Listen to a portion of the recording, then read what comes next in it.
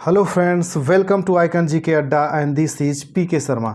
दोस्तों आज हम देखने वाले हैं हिस्ट्री की प्रैक्टिस सेट, क्योंकि दोस्तों आपके एनटीपीसी का एग्ज़ाम का डेट जो दिया गया है उसके अकॉर्डिंग देखते हुए अब आपको प्रैक्टिस पे ज़्यादा ध्यान देना है। और दोस्तों इसी तरह से ये जो हिस्ट्री के क्वेश्चन है दोस्तों, ये लगभग 40 क्वेश्चन है और ये जो क्वेश्चन है दोस्तों वेरी इंपॉर्टेंट सारे क्वेश्चन हैं। और आपका जो एनटीपीसी का प्रीवियस ईयर का पेपर जो चल रहा है उसी को ध्यान में रखते हुए ये क्वेश्चन बनाए गए हैं, ताकि आपको इस क्वेश्चन को करने के बाद ज़्यादा से ज़्यादा फ़ायदा मिल सके। तो दोस्तों जो लोग इस चैनल पे नया हुए हैं वो इस चैनल को सब्सक्राइब कर लेंगे, और दोस्तों वीडियो अच्छा लगता है तो इसे लाइक भी करें और शेयर भी करें, ताकि ज़्यादा से ज़्यादा लोग इसका लाभ उठा सकें। तो दोस्तों हम आते हैं पहले क्वेश्चन पे। हमारा पहला क्वेश्चन है दोस्तों इसमें, काकोरी ट्रेन डकैती कांड के नायक कौन थे? तो दोस्तों काकोरी ट्रेन डकैती के जो नायक थे वो हमारे राम प्रसाद बिस्मिल जी थे। पहला इसका ऑप्शन जो होगा दोस्तों वो सही होगा, राम प्रसाद बिस्मिल जी।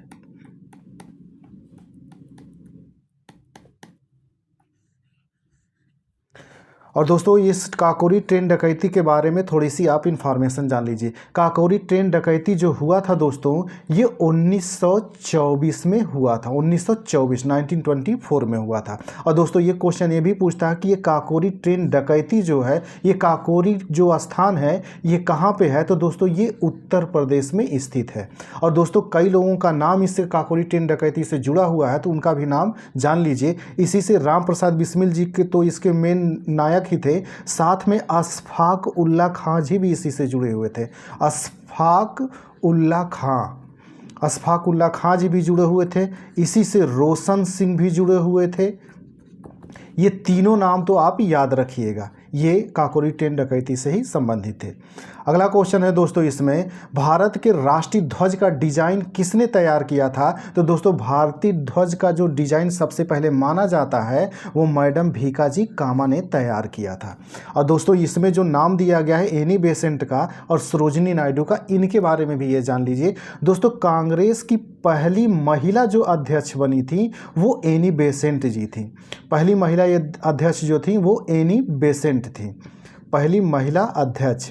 और दोस्तों पहली राष्ट्रीय महिला अध्यक्ष जो थी, यानी भारतीय, सॉरी दोस्तों, जो भारतीय महिला थी, पहली भारतीय महिला कांग्रेस की जो अध्यक्ष बनी थी वो सरोजिनी नायडू बनी थी। तो इसमें कंफ्यूज मत होना, कांग्रेस की पहली महिला अध्यक्ष जो थी वो एनी बेसेंट थी और पहली भारतीय महिला जो अध्यक्ष थी वो सरोजिनी नायडू थी। और दोस्तों ये भी आपसे पूछता है कि एनी बेसेंट जो थी ये कब कांग्रेस की अध्यक्ष बनी थी? तो दोस्तों ये जो है ये 1917 में कलकत्ता में इसका अधिवेशन हुआ था, वहाँ पे कांग्रेस का अधिवेशन हुआ था, वहाँ की वे इसकी अध्यक्ष बनी थी। और इसी प्रकार दोस्तों सरोजिनी नायडू जी जो हैं ये 1925 में कानपुर में अधिवेशन हुआ था, यूपी के कानपुर में उसकी अध्यक्षता इन्होंने किया था। तो ये इनके बारे में दोनों लोगों को याद रखिएगा। और मैडम भीकाजी कामा है जिन्हें माना जाता है कि पहले राष्ट्रीय ध्वज का डिजाइन इन्होंने ही तैयार किया था। अगला क्वेश्चन है दोस्तों, निम्नलिखित में से किसके विरोध में रविंद्रनाथ टैगोर ने अपनी नाइटहुड का परित्याग कर दिया था? यानी जो नाइटहुड की उपाधि थी उसे उन्होंने त्याग दिया था। तो दोस्तों ये किस घटना के तहत हुआ था यही आपसे पूछ रहा है, और आपके एनटीपीसी में दोस्तों ये क्वेश्चन पूछा गया है और यहाँ भी आपसे पूछा जा रहा है। तो दोस्तों ये जो था वो दोस्तों ये जलियांवाला बाग जो नरसंहार हुआ था, इसी के विरोध में रविंद्रनाथ टैगोर जी ने अपनी नाइटहुड की उपाधि को त्याग दिया था। और दोस्तों यहाँ पे एक क्वेश्चन ये भी बनता है कि ये जलियांवाला बाग हत्याकांड कब हुआ था? तो आपका ये जलियांवाला बाग कांड जो हुआ था 13 अप्रैल 1919 को हुआ था। 13 अप्रैल 1919 को बैसाखी के दिन में हुआ था, और ये पंजाब के अमृतसर में हुआ था। इतना आप इसके बारे में याद रखेंगे, खासकर ये डेट वाइज याद रखना, 13 अप्रैल 1919 को जलियांवाला बाग हत्याकांड। अगला क्वेश्चन है दोस्तों इसमें, भारतीय राष्ट्रीय कांग्रेस ने असहयोग आंदोलन किस वर्ष प्रारंभ किया था? तो दोस्तों भारतीय राष्ट्रीय कांग्रेस ने असहयोग आंदोलन का जो शुरू किया था वो किया था 1920 में। और दोस्तों ये क्वेश्चन आपका कई बार पूछा गया है, तो इसको भी रट्टा मार के रखिएगा। इसमें दोस्तों अगला क्वेश्चन है दोस्तों, इसमें चौरी चौरा किस जनपद में स्थित है? तो दोस्तों जो चौरी चौरा है आपका, ये आपके गोरखपुर जनपद में स्थित है, गोरखपुर जनपद में। और दोस्तों ये भी याद रखिएगा कि ये जो चौरी चौरा कांड था ये किस वर्ष हुआ था? तो दोस्तों चौरी चौरा कांड जो माना जाता है ये 5 फरवरी 1922 में हुआ था, 5 फरवरी 1922 के दिन हुआ था। और इसी चौरी चौरा कांड के बाद ही गांधी जी ने असहयोग आंदोलन वापस ले लिया था, असहयोग आंदोलन इसी चौरी चौरा घटना के बाद। तो एक क्वेश्चन ये भी बनता है कि गांधी जी ने जो असहयोग आंदोलन वापस लिया था, किस घटना के विरोध में उन्होंने वापस ले लिया था? तो ये जो थी ये चौरी चौरा की घटना थी, इसी के विरोध में उन्होंने क्या किया था? असहयोग आंदोलन वापस कर दिया था। और असहयोग आंदोलन कब हुआ था? अभी मैंने बताया कि 1920 में वो शुरू किया गया था। अगला क्वेश्चन है दोस्तों, इसमें उस भारतीय का नाम क्या था जिसने तीनों गोलमेज सम्मेलनों में भाग लिया था? तो दोस्तों ये जो तीनों गोलमेज सम्मेलन थे, इसमें भाग लेने वाले जो हैं इन कौन थे? वो भीमराव अंबेडकर जी थे, जो तीनों गोलमेज सम्मेलनों में भाग लिए थे। और दोस्तों आपसे ये भी पूछता है कि ये गोलमेज सम्मेलन कहाँ पर हुआ था? तो ये तीनों गोलमेज सम्मेलन जो हुए थे दोस्तों, ये लंदन में हुआ था। और ये भी पूछता है कि ये किस किस वर्ष में हुए थे? तो दोस्तों पहला वाला जो हुआ था आपका, ये आपका 1930 में हुआ था। दूसरा जो हुआ था ये 1931 में हुआ था। और तीसरा वाला जो था ये 1932 में हुआ था, 1932 में। और दोस्तों याद रखिएगा ये जो दूसरा गोलमेज सम्मेलन 1931 में हुआ था, इसी में केवल कांग्रेस ने भाग लिया था। और कांग्रेस की तरफ से भाग किसने लिया था? तो महात्मा गांधी जी ने इसमें भाग लिया था। और ये भी कई बार पूछा जाता है कि द्वितीय गोलमेज सम्मेलन में किसने भाग लिया था? तो महात्मा गांधी जी ने भाग लिया था। तो ये इतना आप फैक्ट याद रखेंगे इसके बारे में, और ये आपसे पूछा भी जाता है। अगला दोस्तों, जलियांवाला बाग में गोली चलाने का आदेश दिया था। तो दोस्तों जलियांवाला बाग कांड जो हुआ था 13 अप्रैल 1919 को, उस समय वहाँ पे जाकर के आदेश किसने दिया था गोली चलाने का? तो उसका नाम था R.E.H. डायर। आप इसको याद रखिएगा, ये क्वेश्चन वेरी वेरी इंपॉर्टेंट है दोस्तों। ये आपके NTPC या रेलवे के एग्जाम में कई बार पूछा गया है। तो उसका नाम था R.E.H. डायर, जिसने गोली चलाने का आदेश दिया था।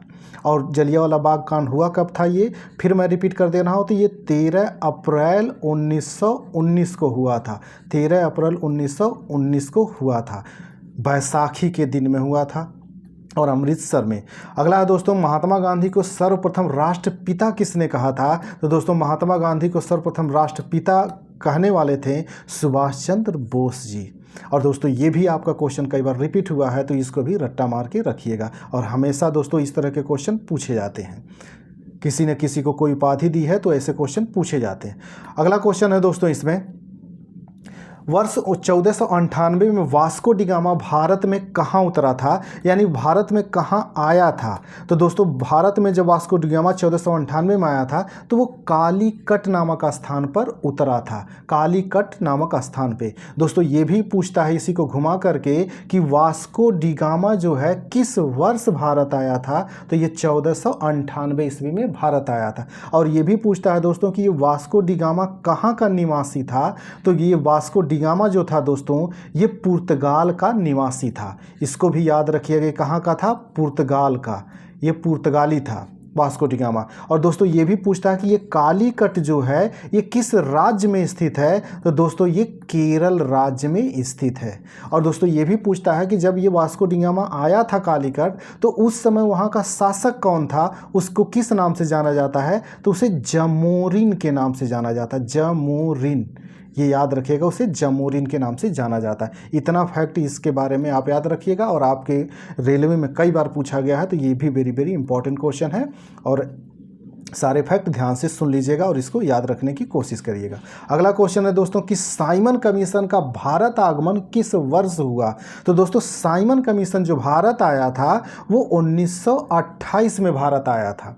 लेकिन दोस्तों याद रखिएगा कि ये जो साइमन कमीशन है इसका गठन कब हुआ था? अगर आपसे पूछता है तो इसका गठन जो हुआ था ये 1927 में ही हो गया था। तो कन्फ्यूज मत होना, अगर गठन पूछेगा यानी इसका निर्माण कब कर दिया गया था, तो ये इसका गठन जो हो गया था ये 27 में हो गया था। लेकिन भारत कब आया था, ये मार्च 1928 में भारत आया था और लगभग नवंबर दिसंबर में ही इसका गठन हो गया था 27 में।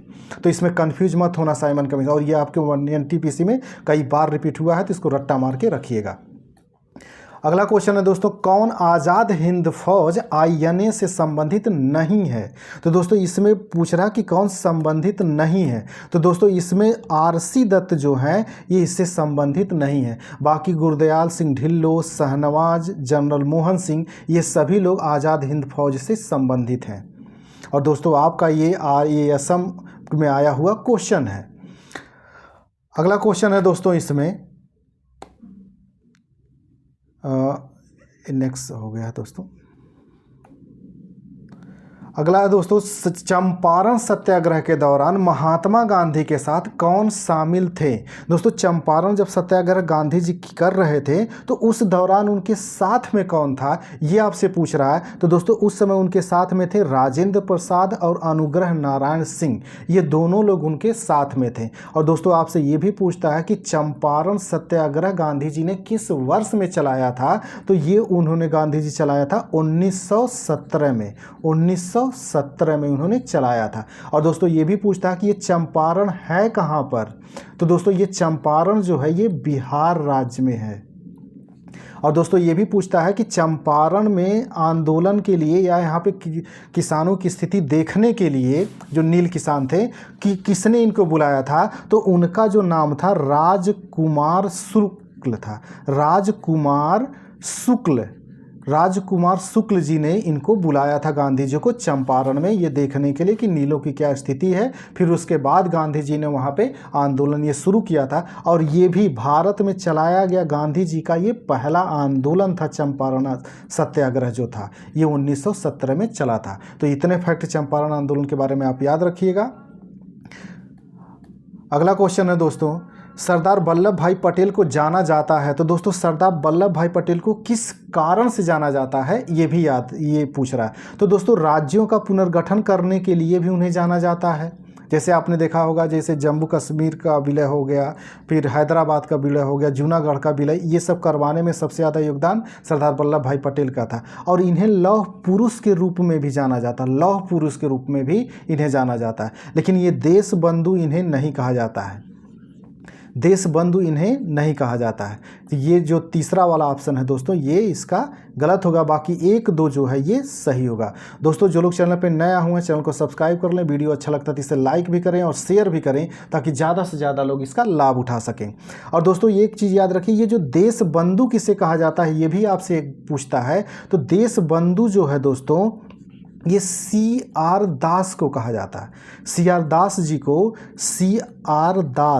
CR दास जी को हम देश बंधु के नाम से जानते हैं। CR दास जी को देश बंधु। और लौह पुरुष जो कहा जाता है वो सरदार वल्लभ भाई पटेल को कहा जाता है। अगला क्वेश्चन है दोस्तों, गांधी जी ने किस कानून को काला कानून कहा था। तो दोस्तों काला कानून जो है गांधी जी ने ये रॉलेट एक्ट को कहा था। रॉलेट एक्ट को गांधी जी ने काला कानून कहा था। और इसको याद रखिएगा दोस्तों, ये कई बार आपसे पूछा गया है। और दोस्तों इसमें याद रखिए जो फैक्ट दिया गया, ये मॉन्टेग्यू घोषणा जो आया था, ये मॉन्टेग्यू घोषणा पत्र किस वर्ष आया था आपसे ये भी पूछता है। तो ये जो आया हुआ था ये 1917 में आया हुआ था। और दोस्तों ये जो कम्युनल अवार्ड है ये भी आपसे कई बार पूछा गया कि ये कम्युनल अवार्ड किस वर्ष आया था। तो ये 1932 में आया हुआ था। और ये कई बार आपके एनटीपीसी में पूछा गया है, तो इसको याद रखिएगा।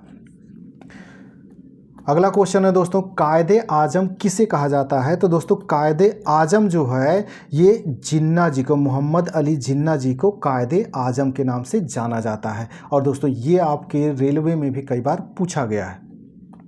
अगला क्वेश्चन है दोस्तों, दांडी यात्रा में गांधी जी ने कितनी दूरी तय करके नमक कानून का विरोध किया था। तो दोस्तों इसमें जो गांधी जी ने दूरी टोटल तय किया था ये माना जाता है लगभग 385 किलोमीटर गांधी जी चले थे। लगभग 385 किलोमीटर गांधी जी चले थे।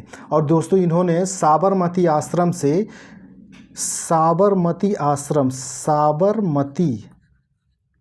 साबरमती आश्रम से दोस्तों इन्होंने शुरू किया था, साबरमती आश्रम से दांडी के लिए यात्रा। और ये शुरू कब उन्होंने किया था? ये 12 मार्च 1930 को, 12 मार्च 1930 को, सॉरी दोस्तों ये 6 मार्च 1930 को इन्होंने, सॉरी दोस्तों ये सही था, 12 मार्च 1930 को इन्होंने शुरू किया था। 6 अप्रैल को वो पहुंचे थे और 6 अप्रैल के बाद वही नवा कानून तोड़ा था इन्होंने। उसी के बाद से सविनय अवज्ञा आंदोलन की शुरुआत मानी जाती है। तो आपसे एक क्वेश्चन ये भी पूछता है कि सविनय अवज्ञा आंदोलन की शुरुआत कब हुई थी? तो ये 1930 से हुई थी सविनय अवज्ञा आंदोलन की शुरुआत। तो इसको भी याद रखिएगा, सविनय अवज्ञा आंदोलन। अगला क्वेश्चन है दोस्तों, कौन सा भारतीय स्वतंत्र भारत का पहला गवर्नर जनरल बना? तो दोस्तों इसमें ये पूछ रहा है कि पहला स्वतंत्र भारत का पहला गवर्नर जनरल। तो दोस्तों पहला जो गवर्नर जनरल बना था वो, ये दोस्तों इसमें एक चीज़ ध्यान रखना, भारतीय की बात कर रहा, भारतीय स्वतंत्र भारत का पहला गवर्नर जनरल बना था। तो सी राजगोपालाचारी जो थे ये पहले भारतीय थे जो स्वतंत्र भारत के पहले गवर्नर जनरल बने थे। और ये कई बार पूछा गया है आपके जीके में, तो इसको भी रट्टा मार के रखिएगा। अगला क्वेश्चन दोस्तों, महात्मा गांधी की हत्या कब हुई थी? तो दोस्तों महात्मा गांधी की हत्या जो की गई थी ये 30 जनवरी 1948 को की गई थी। और नाथूराम गोडसे ने दोस्तों गांधी जी की गोली मार के हत्या कर दिया था। तो ये भी पूछता है कि गांधी जी की हत्या किसने की थी? तो नाथूराम गोडसे ने किया था, वो भी 30 जनवरी 1948 को। और दोस्तों जो लोग चैनल पे नए आए हुए हैं चैनल को सब्सक्राइब कर लें, वीडियो अच्छा लगता है तो इसे लाइक भी करें और शेयर भी करें ताकि ज़्यादा से ज़्यादा लोग इसका लाभ उठा सकें। अगला क्वेश्चन है दोस्तों, my experiment with the true के रचनाकार कौन है? तो दोस्तों my experiment with the true के रचनाकार जो हैं ये महात्मा गांधी जी हैं। दोस्तों इसी क्वेश्चन को घुमा करके पूछता है कि महात्मा गांधी जी की जीवनी जो लिखी गई है, गांधी जी की जीवनी जो अपनी लिखी है उन्होंने आत्मकथा, वो उसका नाम क्या है? तो उसी का नाम है my experiment with the true. तो इसको दोनों तरीके से याद रखें, ये गांधी जी ने लिखा था और इसे मूल रूप में गांधी जी ने गुजराती में लिखा था। ये भी आपसे पूछा जाता है कि my experiment with the true जो है मूल रूप से किस भाषा में लिखा गया था? तो मूल रूप से ये गुजराती भाषा में लिखा गया था और ये गांधी जी की आत्मकथा है।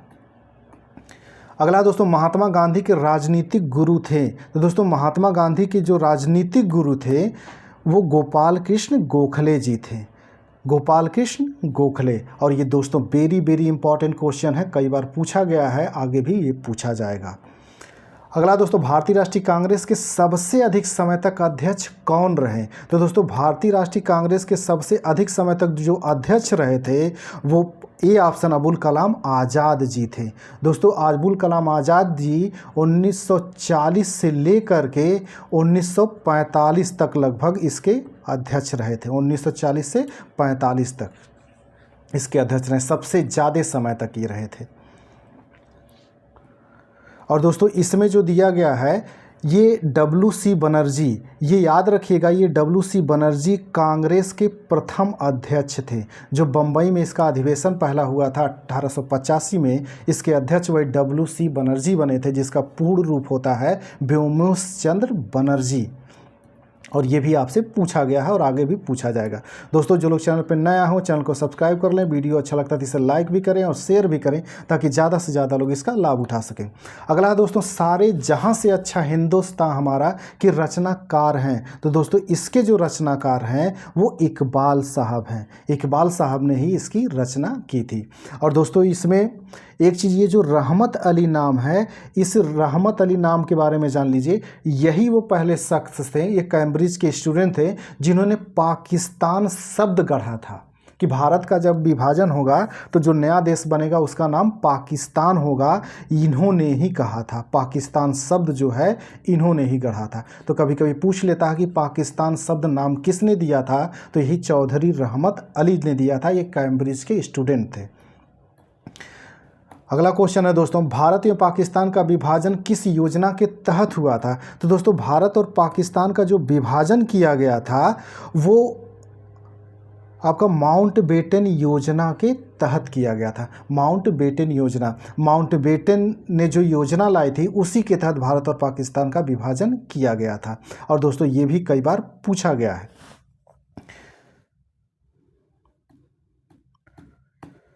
अगला क्वेश्चन है दोस्तों, दीनबंधु के नाम से कौन विख्यात है? तो दोस्तों दीनबंधु के नाम से जाने जाते हैं CF एंड्रूज। और दोस्तों ये कंफ्यूज मत होना, ये है दीनबंधु, ठीक, और एक है देशबंधु, दोनों में कंफ्यूज मत होना। देशबंधु, तो देशबंधु के रूप में जो जाना जाता है CR दास को जाना जाता है। CR दास, ये चित्तरंजन दास को जो है दोस्तों ये देशबंधु के नाम से जाना जाता है। और जो दीनबंधु हैं उन्हें CF एंड्रूज के नाम से जाना, CF एंड्रूज साहब को दीनबंधु के नाम से जाना जाता है। और चित्तरंजन दास को दोस्तों, जिन्हें CR दास कहा जाता है शॉर्ट फॉर्म में, ये देशबंधु इन्हें नाम से जाना जाता है। और इसमें कंफ्यूज मत होना, अच्छे से सुन लेना और याद कर लेना। अगला क्वेश्चन है दोस्तों इसमें, 1939 में पहली बार महात्मा गांधी ने देसी राज में नियंत्रित जनसंघर्ष चलाने की विशेष तकनीक को अपनाया। उन्होंने अपने एक निकट सहयोगी को सत्याग्रह करने की इजाज़त दी। वह निकट सहयोगी था, तो दोस्तों वो निकट जो इनके सहयोगी थे गांधी जी के, जिन्हें उन्होंने सत्याग्रह चलाने के लिए, जनसंघर्ष चलाने के लिए कहा था, तो वो राजकोट में वल्लभ भाई पटेल थे। ये क्वेश्चन दोस्तों लंबा है, इसको ध्यान से पढ़ लीजिएगा, देख लीजिएगा, उसके बाद क्वेश्चन पे टिक करिएगा। अगला दोस्तों, निम्नलिखित आंदोलनों में से किसमें महात्मा गांधी ने भूख हड़ताल को एक हथियार के रूप में पहली बार प्रयोग किया था? तो दोस्तों भूख हड़ताल जो गांधी जी ने पहली बार किया था वो आपका 1918 का 1918 का ये अहमदाबाद मिल मजदूर हड़ताल था। ये याद रखिएगा, अहमदाबाद जो पहली बार जो भूख हड़ताल गांधी जी ने किया था वो अहमदाबाद मिल मजदूर का जो मामला था उसमें उन्होंने किया था। इसके पहले 2 आंदोलन गांधी जी कर चुके थे दोस्तों। चंपारण का जो आंदोलन उन्होंने किया था, चंपारण जो सत्याग्रह गांधी जी ने किया था, और चंपारण के बाद खेड़ा, 2 जगह था दोस्तों, चंपारण और खेड़ा। चंपारण और खेड़ा का जो था दोस्तों, ये पहले गांधी जी कर चुके थे। और ये तीसरा आंदोलन था गांधी जी का, अहमदाबाद का मिल मजदूर हड़ताल जो था, ये तीसरा था। और इसी के दौरान गांधी जी भूख हड़ताल किए थे, क्योंकि चंपारण और अहमदाबाद में गांधी जी भूख हड़ताल नहीं किए थे, ये पहली बार यहाँ पे किए थे। तो इसको याद रखिएगा, पहली बार भूख हड़ताल जो गांधी जी ने किया था वो अहमदाबाद का जो मिल मजदूर का हड़ताल था उस दौरान उन्होंने किया था।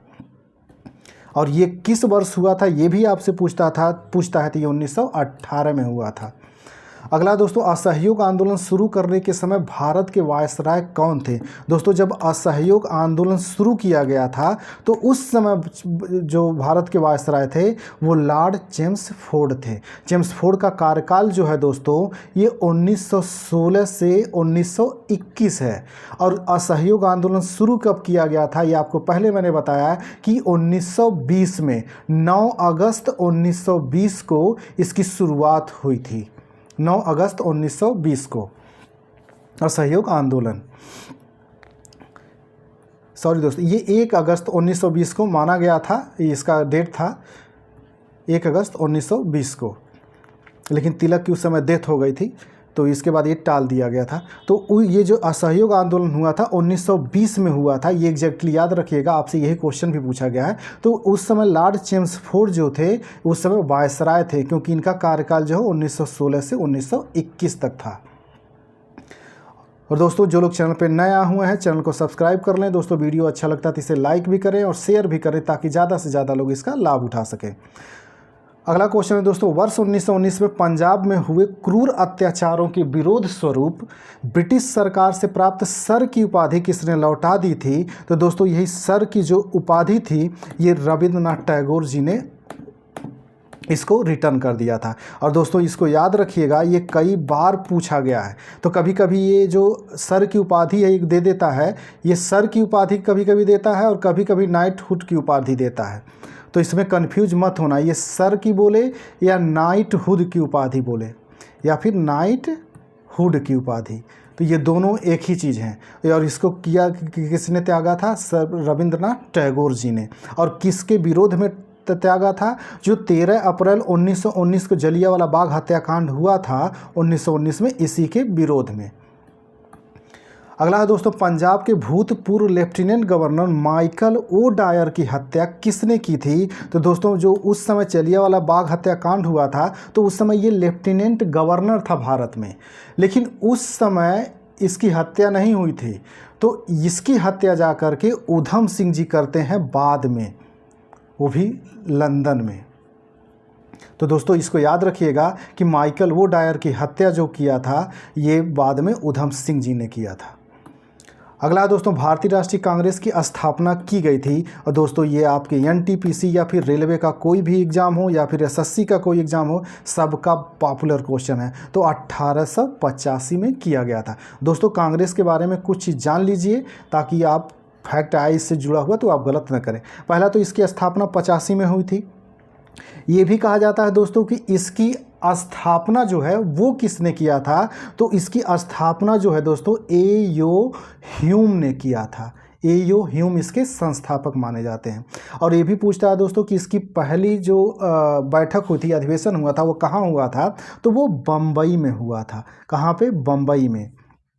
और ये भी पूछता है दोस्तों कि इसके पहले अध्यक्ष कौन बने थे? तो डब्ल्यू.सी. बनर्जी थे। डब्ल्यू.सी. बनर्जी यानी व्योमेश चंद्र बनर्जी थे।